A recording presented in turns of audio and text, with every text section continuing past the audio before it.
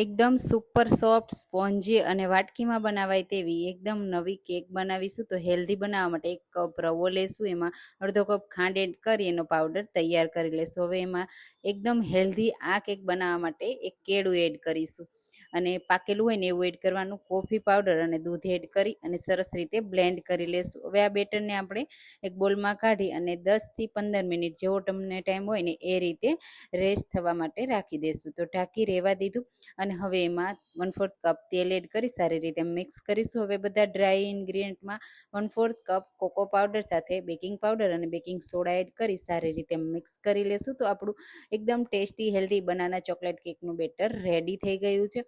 હવે વાટકીમાં બનાવવા માટે વાટકીમાં થોડું તેલ અને આ રીતે થોડું મેં બટર પેપર રાખી દીધું છે. ઉપરથી આ રીતે અખરોટ એડ કરી અને સરસ રીતે બેક કરી લેશું. તો પેનમાં જ આ રીતે 20 મિનિટ મેં થવા દીધી અને ઠંડી કરી અને પછી એને સર્વ કરીશું. તો જરૂરથી ટ્રાય કરજો, સોફ્ટ અને સ્પોન્જી બનશે.